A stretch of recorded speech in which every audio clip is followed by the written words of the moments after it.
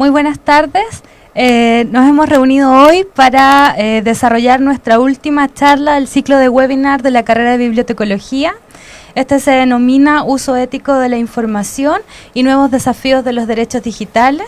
Nos acompaña hoy día el profesor Rodolfo Herrera, especialista en temas de derecho informático. Además es abogado y especialista en estos temas, quien abordará esta interesante temática. Al término de su presentación, los invitamos a realizar todas las preguntas que a ustedes les surjan en relación al tema. Desde ya agradezco que estén conectados y que nos sigan a través de este webinar. Profesor, le cedo la palabra. Muy bien, muchas gracias. Bueno, bienvenidos a todos y a todas a este webinar con un tema muy desafiante, muy amplio, que voy a tratar de esbozar en algunos aspectos que me parece que son importantes, esenciales, que los manejemos. Partiendo por algo tan básico como dónde estamos moviéndonos. Actualmente vivimos en la sociedad de la información. Y al hablar de vivir en la sociedad de la información, inmediatamente estamos llevando ideas, como por ejemplo, ¿sabían que hay más de 1.200 millones de sitios web en el mundo? ¿Han escuchado del Big Data y cómo este almacenamiento voluminoso de grandes cantidades de información es hoy la tendencia en materia de datos? ¿Hasta dónde nosotros nos comportamos libremente a partir de los datos? Hoy con los algoritmos, perfectamente nuestros hábitos, nuestros gustos, incluso lo que pensamos, puede ser condicionado por el manejo de la información. En definitiva, nos encontramos permanentemente con este enfermizo apego a los medios como redes sociales, incluso hasta el celular, donde la información es permanentemente el centro de la atención. Es más, incluso hay algunos que llegan a hablar de una nueva religión relacionada con los datos, el datoísmo. Es más valioso quizás creerle a un dato que tener fe en un Dios. Llega a tal extremo, por lo tanto, la importancia de la información que hacerse preguntas como el uso ético que tiene ella en nuestra vida cotidiana es fundamental. Pensemos además cómo se ve afectado, por ejemplo, en este minuto, el archivo de los documentos. ¿Cómo podemos hacer frente a esos millones de documentos en papel que ya no hay dónde guardarlo? Existe, por lo tanto, una preocupación enorme a nivel mundial sobre el uso de esta información en distintos aspectos. Por lo tanto, para poder empezar a conversar, poder empezar a discutir sobre este tema, es necesario primero situarnos en qué momento, cuándo se pueden producir dilemas éticos relacionados con la información. Y si bien las oportunidades son vastas, me quiero centrar exclusivamente en dos oportunidades. Primero, puede haber un dilema ético al acceder a la información, porque no siempre cuando se accede o se recopila información existe una acción de buena fe. Pueden utilizarse engaños para poder obtener información de distinto tipo. Si no, piensen cuántas veces le han ofrecido a ustedes ganarse un viaje a través de simplemente dar sus datos en un formulario. Pero si nos dijeran realmente lo que va detrás, que no es para ganarse un viaje, que en el fondo ese formulario se llena porque lo que quieren es tener una base de datos de posibles clientes, que con esos datos van a poder empezar a llamarnos por teléfono, a mandarnos mail, que incluso lo van a entregar a otras empresas que ni siquiera conocemos, que a su vez nos van a llamar. Es decir, ¿por qué no fueron lo suficientemente honestos desde un inicio? Y ese es un acceso de mala fe a nuestros datos, por ejemplo. A su vez, el otro momento donde hay un dilema ético se produce en la utilización misma de esa información. No siempre el uso de la información es libre. En ocasiones, por ejemplo, hay prohibiciones de uso y se está utilizando información a partir derechamente de infringir la ley. Por ejemplo, informaciones privilegiadas que están bajo un secreto. O bien hay restricciones de uso. ¿Cuántas veces un investigador, por ejemplo, elabora toda su búsqueda de información y tiene una serie de limitaciones contractuales para poder utilizar o no esa información. Bueno, ahí hay restricciones a través de ese contrato que tiene el investigador con quien lo contrató para realizar su estudio.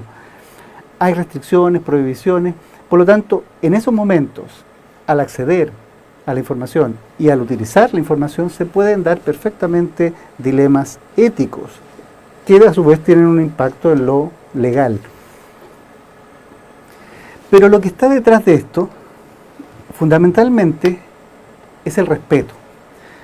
Y aquí yo me quiero centrar, porque para poder entender lo complejo que puede ser el uso ético de una información, en el fondo hay que estar pensando en qué es lo que queremos resguardar con este uso ético. ¿Qué es lo que está detrás de las leyes, por ejemplo, que se puedan dictar?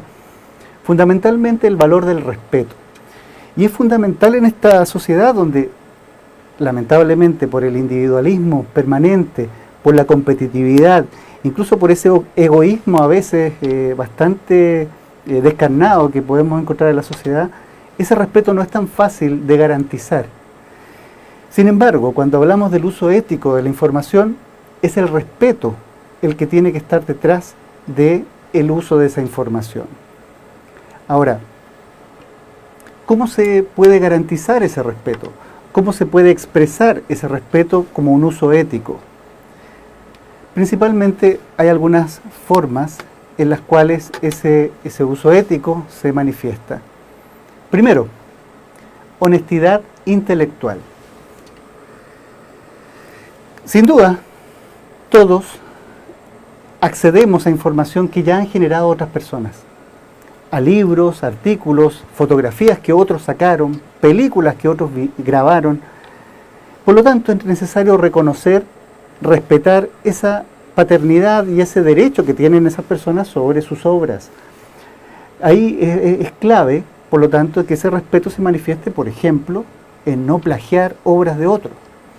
Llega a tal nivel que, por ejemplo, Thomas Alva Edison, calificado como genio por la cantidad de inventos, bueno, se ha determinado que gran parte de esos inventos fueron robo de ideas de otros.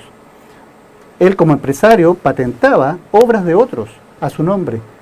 Por lo tanto, ahí no había una honestidad intelectual suficiente en el uso de esas invenciones, en el reconocimiento de esas invenciones por parte de otros.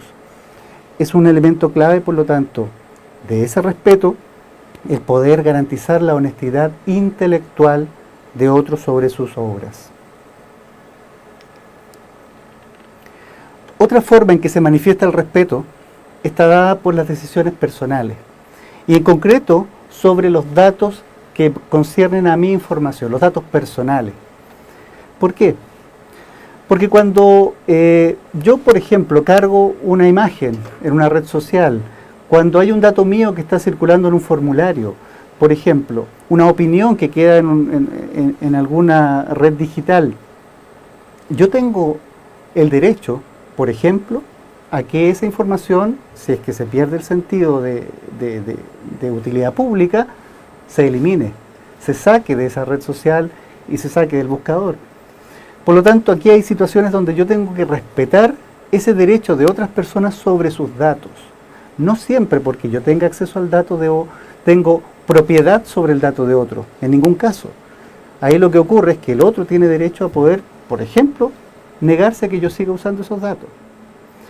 Hay que respetar, por lo tanto, como segundo factor de uso ético, esas decisiones personales sobre lo que pueden o no pueden hacer otras personas sobre sus datos. Y cada uno de nosotros tiene ese derecho, un derecho a decidir qué es lo que otros pueden hacer con nuestros datos. Eso está reconocido incluso legalmente. Y la tercera forma en que se puede manifestar este uso ético es a través del respeto a los compromisos pactados. Aquí es fundamental tener claro que muchas veces al acceder a una información o al utilizar una información existen reglas del juego preestablecidas, por ejemplo en un contrato. El ejemplo que yo les mencionaba de un investigador. Si yo soy un investigador por una universidad donde tengo acceso a una serie de datos para realizar mi estudio, no es ético que luego esa información se la pase a un colega de otra universidad que esté haciendo un trabajo similar, para ahorrarle trabajo, para ganar tiempo quizás en la investigación de mi otro colega. Porque es muy probable que yo tenga restricciones en mi contrato que dicen que hay exclusividad, que hay prohibición de difusión, por ejemplo, que no puedo, porque no es propiedad mía ese estudio. Hay una serie de compromisos pactados previamente que se tienen que respetar. Como ven, tenemos por lo tanto el fondo del uso ético en el valor del respeto. Y ese respeto en esas tres dimensiones se puede visualizar con bastante claridad. Ahora, ¿cómo podemos reconocer el uso ético de la información? Claro, porque podemos hablar de exigir un uso ético, pero ¿de qué forma yo puedo tener claro que ahí existe un uso de esas características? Si bien hay varias manifestaciones de este uso ético, yo me voy a limitar exclusivamente a explicar el derecho de autor, una de las variantes que puede tener este uso ético. Y para entender esto, tenemos que situarnos en la creación de obras. Cuando alguien elabora un paper, cuando alguien escribe un libro, un artículo, saca una fotografía, graba un video, en fin, una canción, en ese momento se reconoce a través del derecho una serie de garantías para que ese autor pueda seguir creando en el fondo. Y esto se traduce de la siguiente manera. Los derechos de autor, primero, parten de la base de proteger obras originales. Aquí lo que se trata de buscar es que las personas puedan seguir inventando obras a través de sus propias características personales. Por ejemplo, si yo les dijera, voy a escribir una novela sobre un drama de amor entre dos jóvenes que lamentablemente viven en familias que no se pueden ver, se odian mutuamente, y ese amor que tienen que llevar adelante al final termina mal. Ustedes pueden claramente saber, pero si ese es Amor sin barrera, o Romeo y Julieta, o cualquiera de las distintas manifestaciones que ha tenido una idea. Lo importante es que esas ideas no son plagio una de otra, son obras originales de cada uno de los que inventaron esa obra. Eso es lo que se quiere proteger con el derecho de autor, que las personas puedan usar las ideas para crear sus propias obras. Ahora, el derecho de autor también tiene una característica. Al menos en Chile se protege desde su creación, desde la creación de la obra. No es necesario, por lo tanto, inscribirla para yo tener derechos sobre esa obra. ¿Por qué la inscribo entonces? Sin duda, porque alguien puede hacerse pasar por el autor y en caso de un conflicto, al tenerla inscrita yo tengo mejores medios de prueba. El otro tendría que probar que es el autor. A mí me basta con simplemente mostrar la inscripción de la propiedad intelectual. Es decir, la protección que se da al autor de obras originales es a través de la creación simplemente. Y hay refuerzos a través de las inscripciones en los registros de propiedad intelectual. Tercero, ¿qué se reconoce con este derecho de autor para quien crea la obra? Un verdadero monopolio sobre esa obra, un monopolio sobre el uso que se puede dar a esa obra creada por él, que tiene dos expresiones. Por un lado, se le están reconociendo derechos morales y por el otro, derechos patrimoniales. ¿Qué significa? Cuando yo le otorgo derechos morales, quiere decir que ese autor tiene derecho a que se le reconozca como el padre de la obra, el padre o la madre de la obra, la paternidad sobre esa obra. Que otro no se haga pasar como el autor. También tengo derecho a controlar que no se hagan adaptaciones, modificaciones sin mi permiso. No se traduzca, por ejemplo, sin mi permiso. Pero a su vez me reconocen derechos patrimoniales. Y esto tiene importancia porque, si yo quisiera, podría cobrar para que otros utilicen esa documentación, esa obra, esa imagen, por ejemplo. Son derechos que se me reconocen. Y de esta forma entonces tenemos una regulación para garantizar de esta manera un uso más ético sobre las obras de otros. Ahora, sobre los riesgos en Internet, porque sin duda aquí nos encontramos en un problema al estar dentro de redes sociales. Primero, uno de los riesgos fundamentales a los que nos enfrentamos está dada por el copiar y pegar, el famoso copiar y pegar, porque el costo que significa tomar una imagen, copiarla, tomar un texto, copiarlo y pegarlo en otra y hacerlo pasar incluso como obra propia, es ínfimo. Y eso facilita, por lo tanto, la poca posibilidad de rastreo y, por supuesto, el aumento de la piratería y de las copias, los plagios de obra. En ese sentido es fundamental, a través de las normas, el reconocer la paternidad a través de acciones tan básicas como el derecho de citas, citar al autor de esa obra, también la fuente donde se obtiene, y por supuesto, incluso podría yo legítimamente utilizar hasta textos completos, íntegros de otro, en la medida que los entrecomille y que cite por lo tanto al autor de esas frases, de esos textos. Podría hasta parafrasear a algún autor, pero tengo que citarlo. Porque el copiar y pegar en este mundo digital es tremendamente fácil, de tal forma que la única manera de poder darle un uso ético es a través de acciones tan concretas como derechos de cita, de fuente y el entrecomillado cada vez que voy a utilizar obra de otro. Otro riesgo que se produce es el autoplagio. Esto está muy orientado más bien a los investigadores, a los profesores, a los que elaboran documentación. Y es tan simple como que yo no puedo hacer pasar como inéditas obras que yo ya escribí o ideas que ya plasmé en otra obra anteriormente. Esto es una falta de esa honestidad, por ejemplo, con una revista que quiere publicar mi investigación. Yo no podría decir, sobre todo cuando estas revistas establecen como requisito que sea una obra inédita para poder ser publicada, yo no podría presentar un documento que ya tengo publicado en otro lado con pequeños maquillajes que le puedo hacer al texto, pero en el fondo estoy desarrollando lo mismo. Eso es un autoplagio y es por lo tanto un riesgo a lo que se enfrenta actualmente el uso ético de la información. Y otro riesgo tremendamente importante es la famosa posverdad, que no es exclusiva de Donald Trump, sino que viene de antes incluso, donde se maneja la información a través de datos falsos con el objeto de poder influir en las decisiones de la opinión pública, el poder alterar la realidad a través de noticias falsas, información falsa. En Internet es muy común encontrar este tipo de informaciones falsas. Y ahí, si me permiten, mi hijo de 11 años, cuando me viene a contar, oye papá, vi en YouTube, un youtuber dijo tal cosa.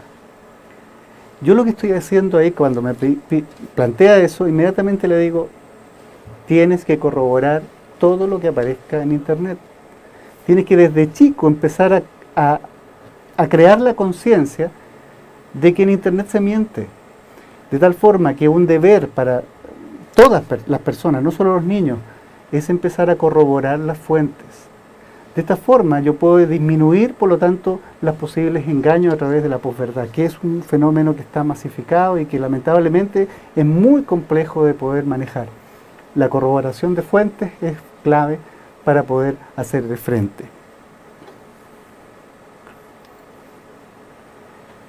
Y bueno, ¿qué garantías nos da, por ejemplo, el derecho, nos da la tecnología para este uso ético frente a estos riesgos que encontramos en Internet?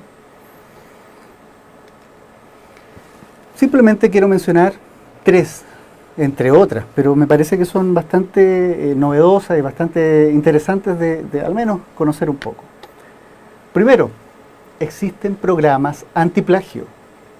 Ya no es tan fácil copiar y pegar un artículo y presentarlo en un examen o publicar una información, sino gracias a que existen programas, incluso gratuitos, de bastante buena calidad, que permiten detectar cuando alguien está plagiando texto de otro.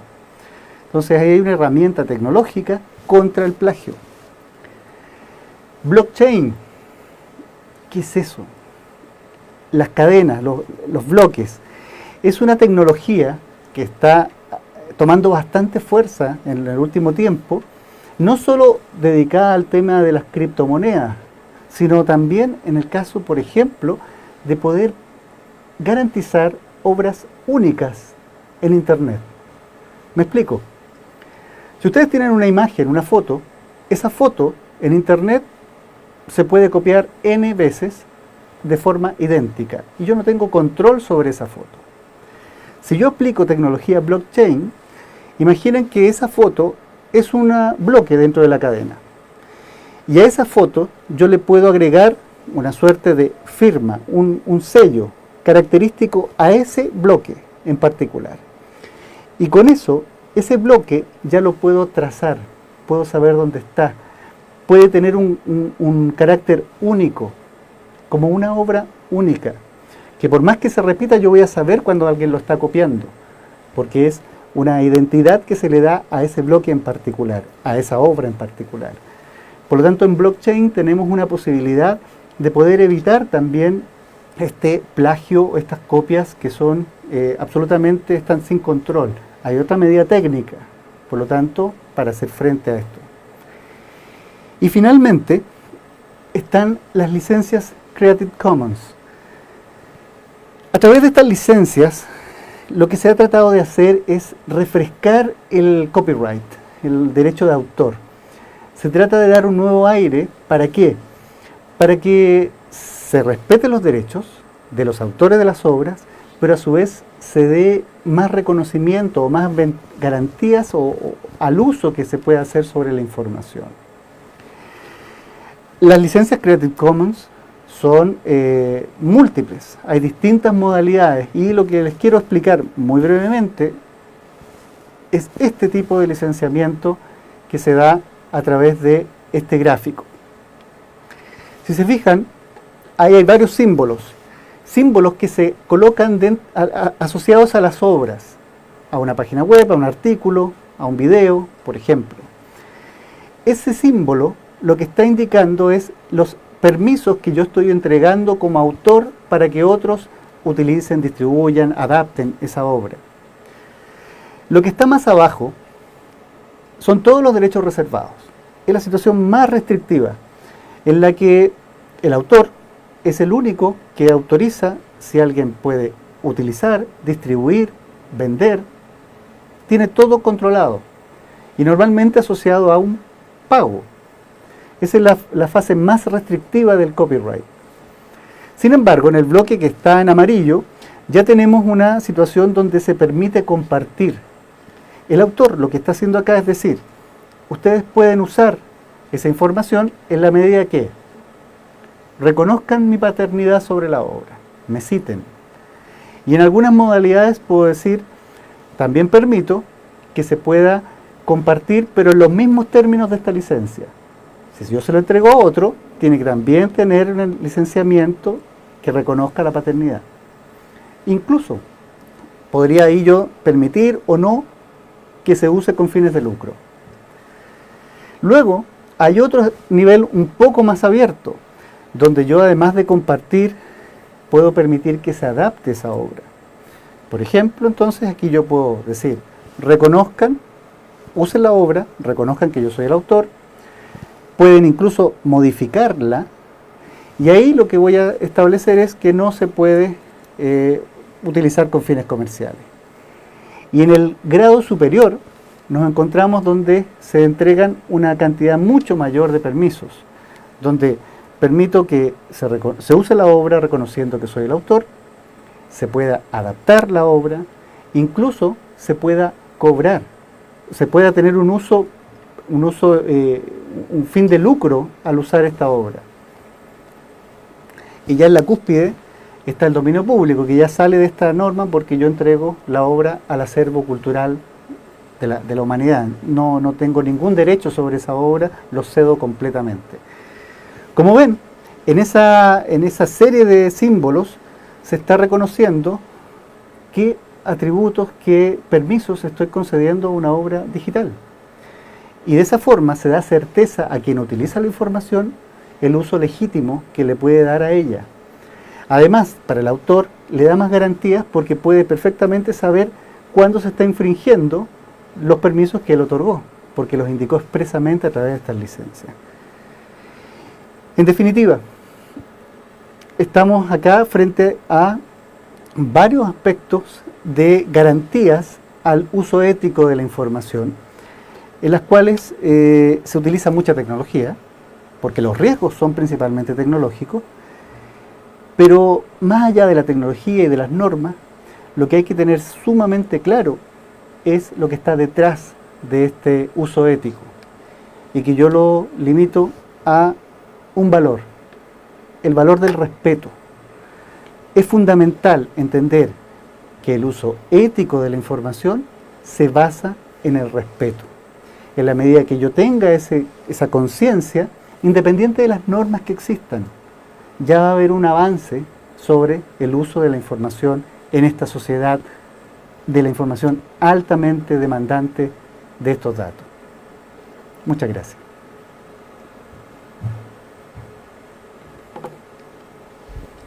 Bueno, agradecemos al profesor su presentación.